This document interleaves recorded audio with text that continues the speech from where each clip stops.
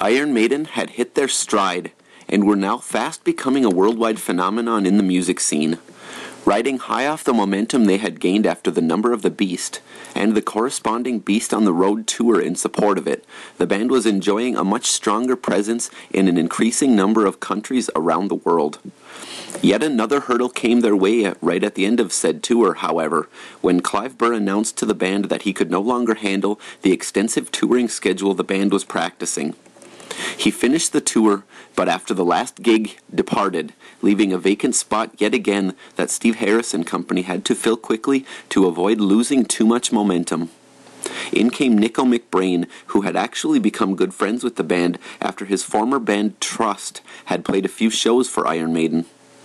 McBrain even dressed up as Eddie, and his charismatic, goofy personality was a great fit for the band, really bringing out a more progressive and exploratory style in the band that they were trying to reach with each release leading up to Peace of Mind.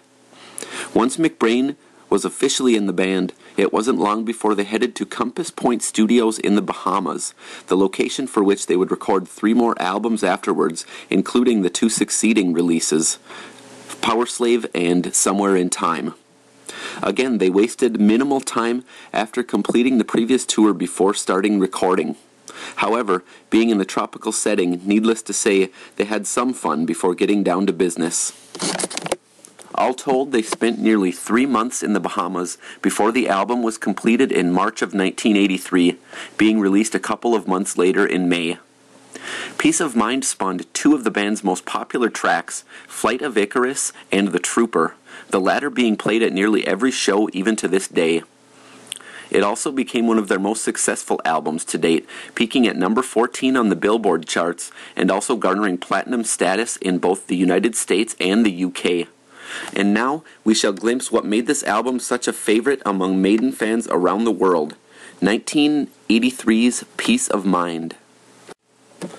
Greetings once again, fellow Maidenites. We're heading deeper into the band's so-called golden era with a lot of lineup changes happening. First, Dennis Stratton joined mere months before they recorded the first album, and then Adrian Smith replaced him about a year later. Then Bruce Dickinson replaces Paul Di'Anno on vocals about a year after that. Could the lineup get any more shaken up in the 80s? Indeed. In comes Nicko McBrain on drums, and there he's remained for over 30 years now. This move was widely considered to be the one that cemented their best lineup. To be honest, though, the first time I heard this record, I wasn't wild about Nicko's drumming style. I thought that it was kind of haphazard and sloppy, and I hadn't really gained much of an appreciation for the subtleties and the improvisation in his techniques. However, while I consider Nicko to be a less precise drummer than Clive in certain respects, his polyrhythmic and kind of free-spirited style are one of my favorite aspects of his drumming, and I've really, as I've delved into their stuff a lot more, gained more of an appreciation for that. So he brought a lot to the band, and it fit in perfectly with the kind of style they were going for. They were really experimenting with different types of songs, and when Bruce Dickinson joined, that especially became much more noticeable, and they continued that nicely right on to this album. So it showcases a little bit more of a departure from their earlier sound, especially on tracks like Revelations, To Tame a Land, Quest for Fire, and Still Life.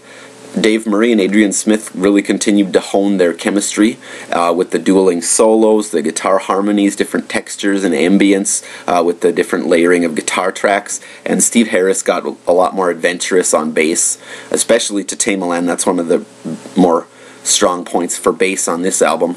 Bruce Dickinson also showcased a little bit more mature singing, but much more so on tracks like Still Life and Revelations, where he used his upper and lower registers flawlessly, a lot more precise than on The Number of the Beast. I feel this record was a definite improvement over The Number of the Beast. I still don't feel that they had reached their pinnacle just yet. The strongest songs weren't quite as punchy as the best ones off of The Number of the Beast, but overall, it's a lot more solid and consistent of an album. So let us dispense with the prattling on my part and head straight into the heart of Iron Maiden's 4th release, Peace of Mind.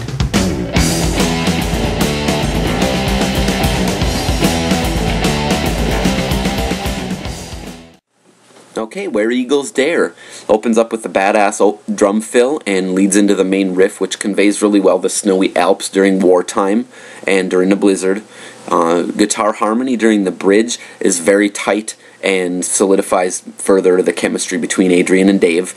And there's a nice instrumental bridge in the middle, gunfire happening, solos, frantic riffing, harmonies, pounding drums, capturing the scene really well, and Nicko's sense of texturing and polyrhythm really suits the mood. Bruce's vocals during the chorus really inspire resolution to complete the mission as they continue to fight this battle. And on some neutral observations, there's a bit too much repetition to pad out the song's 6.5 minute running time, but it works well overall for time dilation. And there's a verse after the second verse where there's a little bit more repetition than maybe should have been, but it's still a nice build up. And on a critical observation, some of the vocal vibes by Bruce are just not in it, not a lot of projection or conveyance. So let's take a look at the rating. Where Eagles Dare gets a final rating of an 8.5 out of 13.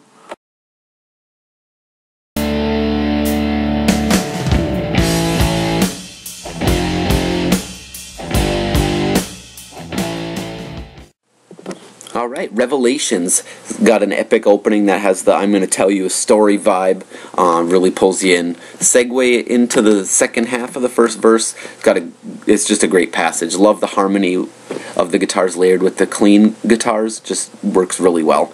The first verse overall really puts you in the mood, especially Bruce's vocals. Bridge between the verses, you can feel the doom and desperation of the characters.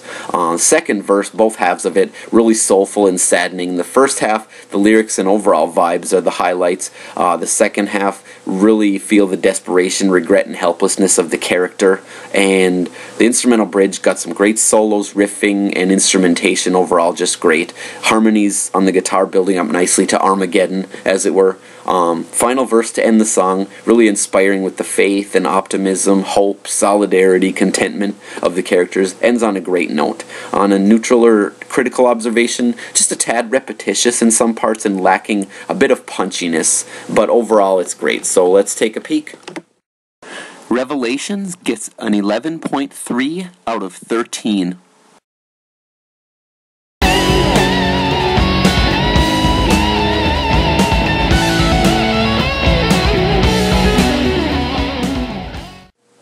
Alright, Flight of Icarus. The main opening riff is solid, pulls you into the song. I love the lyrics in this song, one of their better lyrical moments.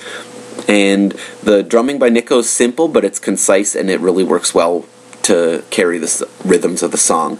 Vocals by Bruce, top notch and very inspired. It kind of gives me the chills when I listen to it. I love singing along to this song, never gets old. The chorus is also beautiful with the 3-part vocal harmonies just sounding phenomenal. Second verse into the chorus, the singing, it gives me goosebumps. The solos during the bridge, especially Adrian's, are very powerful and just give me goosebumps to listen to them. Final chorus, the vocals by Bruce in the sustain as he carries one note for like 15 seconds are awesome, and the ending high note he hits is just sweet. Overall vibe of this song is superb, and it's just a well done song. Neutral or critical notes, just a little bit of tweaking. Could have made it a little bit better, but I'm not complaining. Here's the rating. And Flight of Icarus receives a final rating of 12.25 out of 13.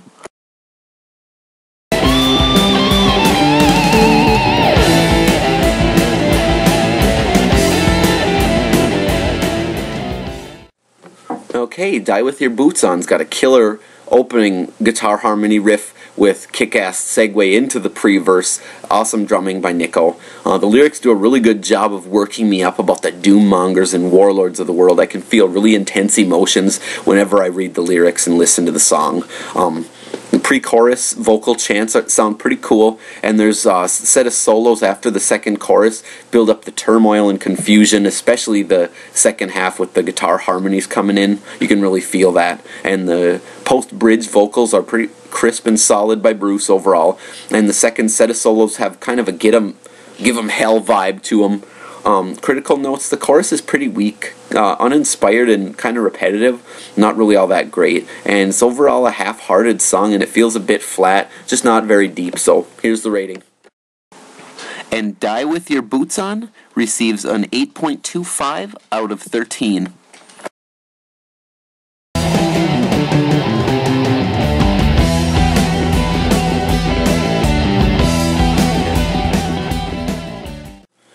Okay, The Trooper. The opening riff instantly recognizable, and it still kicks ass after 30 years.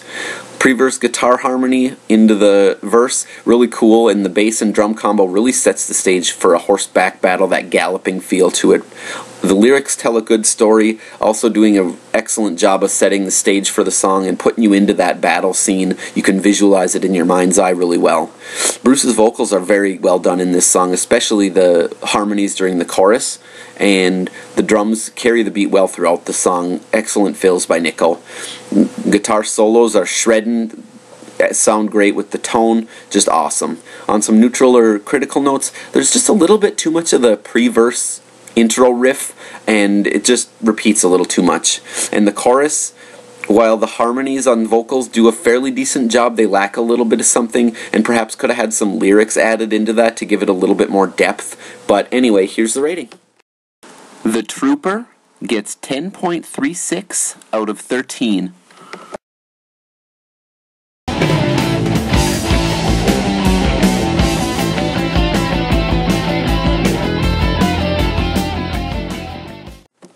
Alright, Still Life begins with a backwards intro by Nicko, poking fun at people who thought they were Satanists, and after that, to build up into a beautiful guitar riff. Reminds me of sitting on the edge of a quiet pond.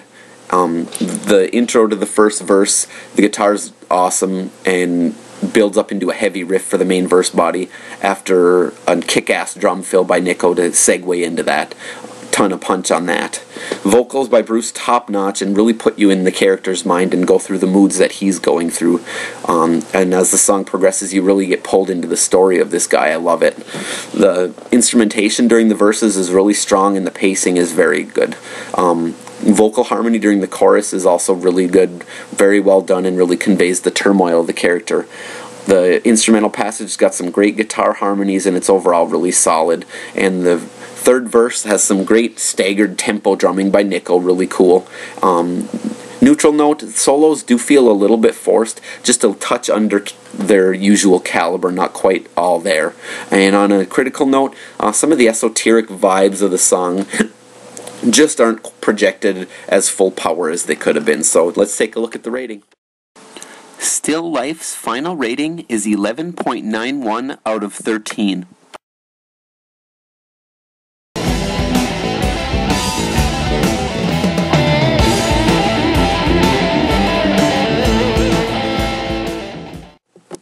Okay, Quest for Fire. Right off the bat, when the opening riff hits, you can really get sucked into the story very easily. The main verse riff and the texturing also does a good job of this. The vocals by Bruce are overall solid, and Bruce hits a lot of crisp, higher notes in this song. He was really on his game with this one. The vocal harmonies also during the chorus sound very nice. Excellent choice of tempo on the drums and just the overall mood of the song. It fits the story well. Instrumentally, during the bridge, notably the guitar solos and harmonies are the highlight. Just passionate guitar solos by Adrian and Dave, awesome. Neutral notes, the lyrics are decent but not anywhere near their best on this one, just a little bit flat at times. And on a critical note, just feels a little bit tired at times and not as much overall punch in certain subtle ways. So let's take a peek at the rating. Quest for Fire's final rating? It is a 10.08 out of 13.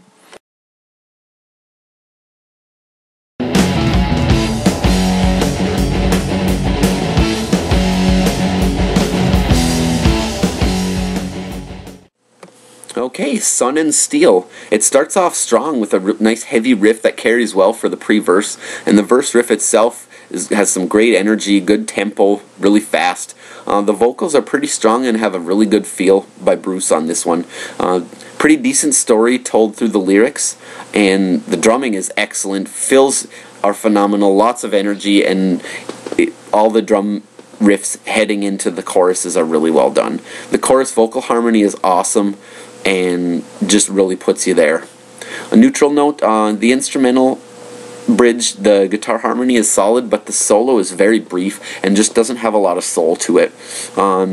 Critical notes, the chorus gets very repetitive, especially near the end where it just keeps chanting over and over again, and the song feels like it's lacking a bit of oomph, despite the high tempo, and maybe their hearts weren't fully in it when they were recording the song. So here's the rating. Sun and Steel gets a final rating of 9.45 out of 13.